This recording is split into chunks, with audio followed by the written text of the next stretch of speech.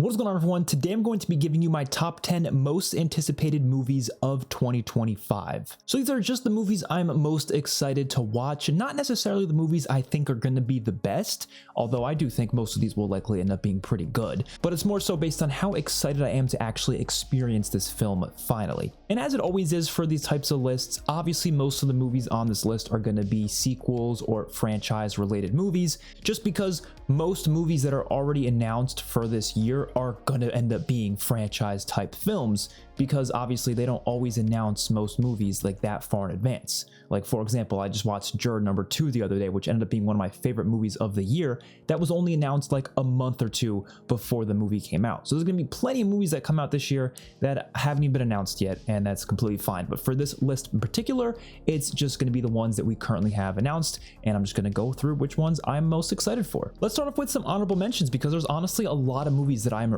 really looking forward to in 2025. So first of all, Mickey 17. This is coming from the same director as Parasite and Snowpiercer, so definitely expecting this to be pretty good. And the trailer is already out and it looks incredible. Saw 11 was actually supposed to come out in 2024, but it got delayed a whole year. So definitely looking forward to this. I usually like the Saw movies. I think they're pretty fun to watch, even if some of them aren't that great. But if this is anything nearly as good as Saw X, then we're probably going to get a decent movie here.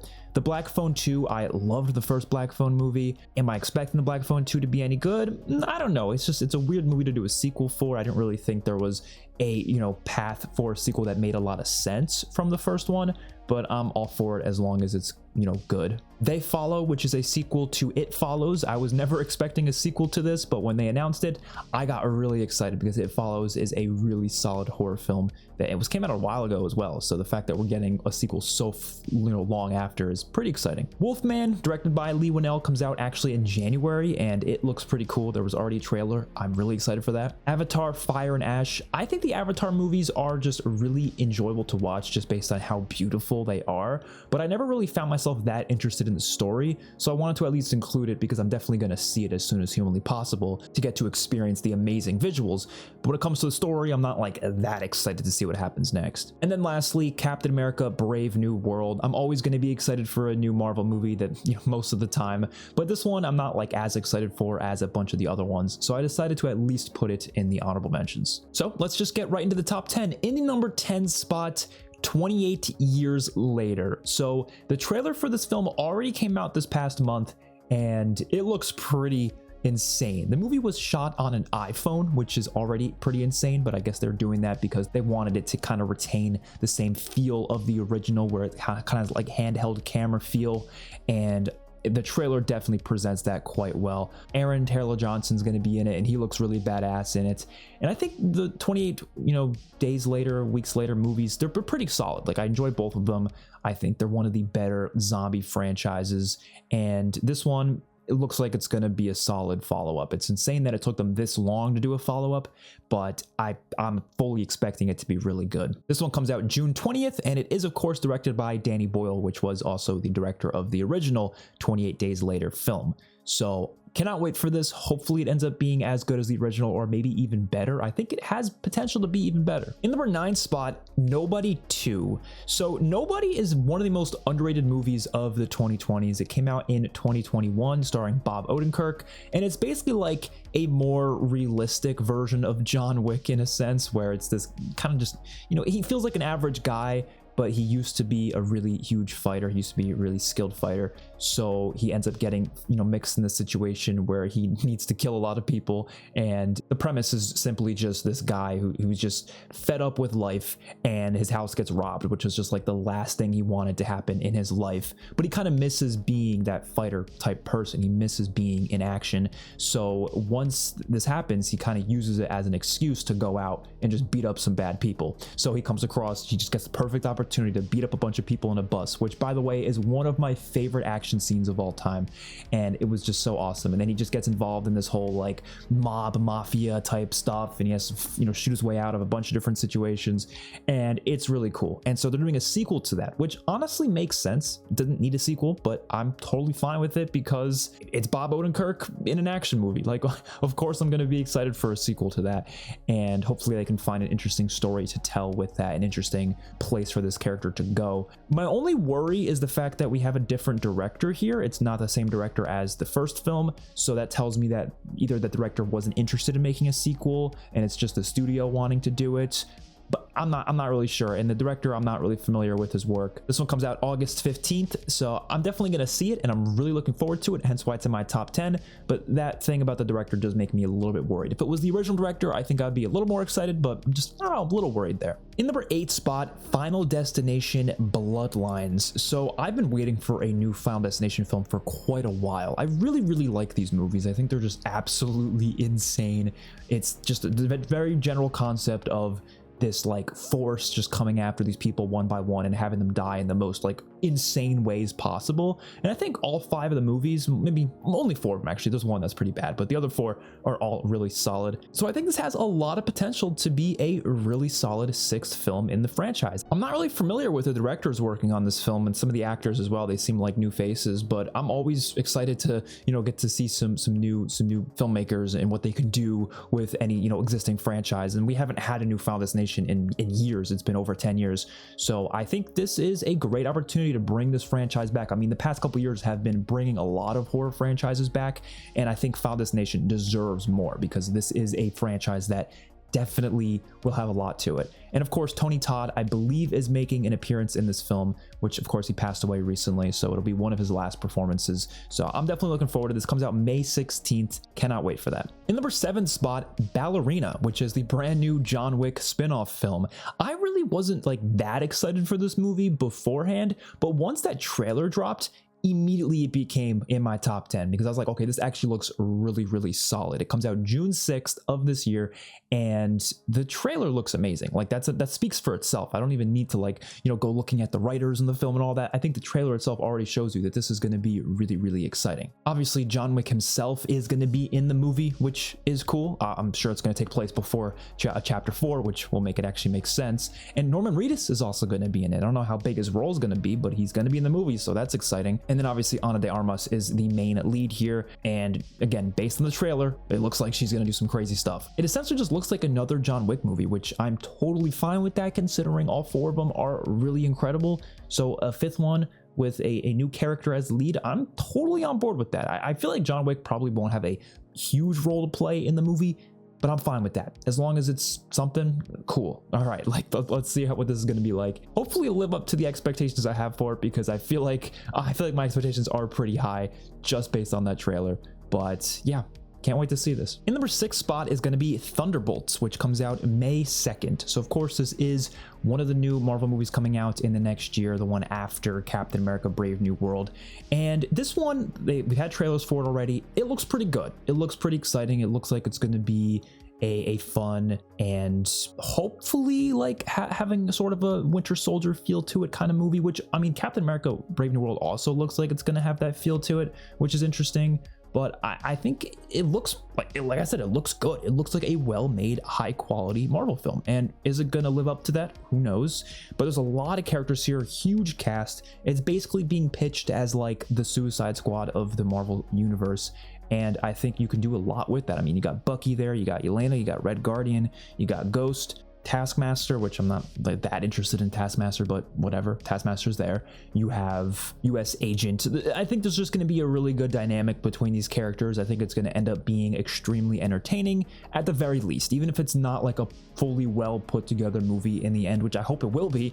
Even if it's not that, it's obviously going to have that entertainment, crowd pleasing nature to it that like the best Marvel movies tend to have. I think it will. I don't know what it's going to do for like the Marvel universe as a whole, which I don't really think it has to do anything huge for it, but I just hope it has a good story to tell. I'm most interested to see what Sentry is going to be all about here. I don't really know too much about Sentry from the comics, but this character is definitely intriguing me. Cannot wait to see more of that. In number 5 spot, I've got Jurassic World Rebirth. So we haven't had a Jurassic World movie since 2022 with, of course, Jurassic World Dominion, which ended up being a pretty huge disappointment in my opinion. It just was not nearly as good as I was hoping it to be. But this film is gonna be directed by Gareth Edwards. It comes out July 2nd. I don't see a world where this movie doesn't end up being incredible and one of the best Jurassic Park movies. I just can't see it not being amazing. We don't have a trailer yet, but we do have a couple of screenshots and it looks good. Gareth Edwards is one of my favorite directors when it comes to like large blockbusters nowadays. He did Godzilla 2014, he did Star Wars Rogue One, and he did the recent The Creator film that came out last year, which I thought was all three of those movies are fantastic. They have great visuals, just insane scale to them, and I think that's perfect for a Jurassic Park movie. I do think it's a little weird that they're going with the Jurassic World title again. I thought they were done with that trilogy, so why not move on to doing Jurassic Park again? You know, I think going back to Jurassic Park would have been a cool thing for them to do, or perhaps something else, Jurassic Land. I have no idea, but it's just a kind of weird that they're continuing the Jurassic World thing. But I'm just really excited for it. I cannot wait for the first trailer to come out. I hope there's just crazy stuff with the dinosaurs and just a really good story behind it as well. I'm just hoping it doesn't try to just rehash what the original does, or like what, you know, the other films do. I want to do something kind of new and different, which I was hoping Jurassic World Dominion was going to be that, which I mean, it kind of was. It did do a lot of different things, just not in a good way. You know what I mean? So I want them to just give us something very new and interesting and well made, and I'll be happy. That's literally all I need. In the number 4 spot is going to be Predator Badlands. I am so excited for this movie because I really like the Predator franchise. I really do. Ever since I went back to all of them and watched them, I did some of them on this channel as well. I think they're just really cool creatures, and usually the movies end up being pretty entertaining. And just like the Alien films, they're just really, really entertaining. And ever since Prey came out and ended up being like one of the best Predator movies, I feel like there's no way they're not going to do the same thing with Predator Badlands and make another really cool Predator movie. Same director here. We got Dan Trachtenberg back to make another Predator film. Ellie Fanning is going to be the lead of it, and apparently it's going to be futuristic, which is cool because Prey was obviously way back in the past, so I think it's a nice contrast to now get a Predator movie that takes place further in the future. It comes out November 7th. Now, one thing I want to point out that is a bit strange is that they did recently announce that there is another secret Predator movie coming out before this movie comes out, and the reason I decided not to include that on the ranking is because first of all, it's hard to talk about it when it doesn't even like have a title, but also I don't think it's going to end up being this crazy big movie, because why would they not have announced it by now? Why would they announce Predator Badlands first, and why would they release 2 big Predator movies in the same year? Like, that doesn't make any sense. So my prediction, I think it's going to end up being like a straight to streaming like animated film or something like that, which could still be cool, don't get me wrong, but I'm really doubtful that it's going to be a full-on live action Predator movie alongside this other film that's going to release before it. I just don't see that happening. I think most likely, like I said, it's going to be some sort of animated Predator movie that'll probably release straight to like Hulu or whatever. And yeah, I'm sure it could be good, but there's really not much more information about it. So I have to be more excited for Predator Badlands. And yeah, I cannot wait for this one. A futuristic movie with the Predator. Oh man, I feel like they could do so much with that. Prey was incredible. There's no way this is not also gonna be incredible. I just really hope it ends up being one of the better Predator movies. In the number 3 spot is going to be Mission Impossible: The Final Reckoning. I'm very glad they decided to make that the title instead of Dead Reckoning Part 2. I'm just not a fan of the whole part titles. I feel like it doesn't work as well as just doing a new title. I'm glad Infinity War did that as well with Infinity War and Endgame. But yeah, this trailer looked incredible, and I'm fully expecting this to be just as good as the last couple of Mission Impossible movies, which I think they've been mostly improving. I mean, I do think Fallout is still the best Mission Impossible film, but Dead Reckoning Part 1 was incredible, like really, really incredible. I would say the second best Mission Impossible film. So as long as this is close to as good as that, I think we're going to be in for one of the best movies of the year. And I've actually heard some people who have seen like early screenings, they've been saying really positive things. Like apparently it's very emotional. There's going to be a lot of just huge like emotional moments, and it's the final movie, so of course it's going to have that. At least I'm pretty sure this is meant to be the final movie, because I keep hearing Tom Cruise saying stuff like he wants to continue, but then apparently it's being, you know, advertised as the final Mission Impossible. So I don't really know, but regardless, I cannot wait for it. As long as we're having Tom Cruise doing crazy, insane stunts with lots of crazy action set pieces, it's going to be one of the best movies of the year for sure. In number 2 spot is going to be James Gunn's Superman. So this was honestly my number 1 for a while until we got the trailer. And hear me out. that is not me saying anything negative about the trailer. I call this the trailer effect. I feel like it happens all the time where we are so excited for a movie because we know nothing about it, but the second we get a trailer, unless the trailer's like the best thing I've ever seen before, chances are my excitement drops just a tiny bit, just because I'm like, okay, well now I know what the movie's going to look like, so my anticipation to see what it's going to be about is just a little bit lessened. But there's, again, nothing negative about the trailer there, because I loved the trailer, but the trailer didn't like blow me away necessarily. I was just like, okay, this looks like a James Gunn Superman movie, cool. Like, and I'm looking forward to it because I can't wait to see what they're going to do with the start of the DCU. Well, I guess the start of the DCU films, because technically they've already started with Creature Commandos, but I'm really looking forward to seeing what it's going to look like and how it's going to be, and what they're going to do with the Superman character in this film, what the main focus is going to be. Cannot wait for all that.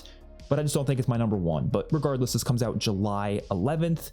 And David Cornsweet just looks so perfect for the role of Superman. But this movie is extremely important because this will decide the future of the DC universe. It will decide what they're going to do. Like, if this movie flops, it ends up being terrible, I don't know what the hell they're going to do, to be honest. Like, I just don't know. But I can't see a world where this ends up being anything less than a solid movie. Like, I just can't see that happening. Is there going to be a lot of people who are going to boycott it because they want to see Henry Cavill return? Sure, that's going to happen. And I love Henry Cavill Superman. Of course, I would love to see him return.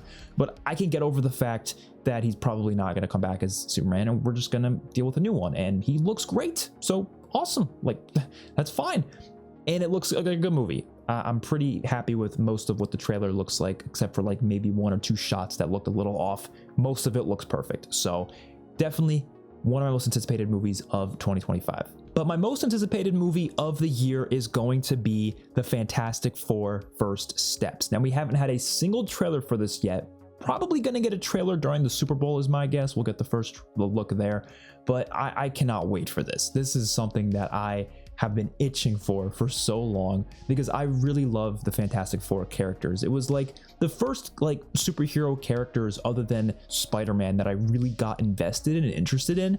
And, you know, I used to watch the early 2000s Fantastic Four films on repeat back in the early 2000s. I used to love those. I know some people think they're terrible, but I used to really love them. So I'm really curious to see what it's going to look like in the MCU. But what's most exciting about it is that it's not even going to be in the main universe of the MCU. It's actually going to be in like an alternate, separate universe that's going to be like this retro past sort of look to it. I think it's going to be in the 60s or 70s, and it's going to have that full on like retro feel, and we've gotten some images and screenshots and such of what kind of like the vibe it's going to be going for, and it looks really, really damn cool. Now, I don't know what's like going to be the main focus in terms of like, okay, how are they going to bring these characters to the main MCU? I'm assuming it's not going to do that right away. Instead, they're just going to deal with the characters and what they're up to and whatever story they want to tell for this movie. But then the post-credit scene is probably going to lead us into some sort of a connection to the Avengers movies, because obviously they're going to be appearing in the future Avengers movies. I do think the cast is pretty good. I was very happy with the entire cast. I wasn't too crazy about Pedro Pascal as Reed Richards, but I think he could totally do it. I think he could totally be a good Reed Richards. I just have to wait and see for the movie itself. But in general, everything I've heard about this so far is something that excites me. It comes out July 25th. Matt Shakman is the director. He was the main showrunner and director of WandaVision, and I think that show, for the most part, is pretty solid. So I think this is likely going to end up being good. Just like Superman, I don't think either of these movies are going to end up being anything less than at least solid, but we'll have to just wait and see, because we really have no clue. So hopefully you guys enjoyed. Let me know your thoughts in the comment section down below. What are your most anticipated movies of 2025? I would love to hear your thoughts. Peace out, everyone.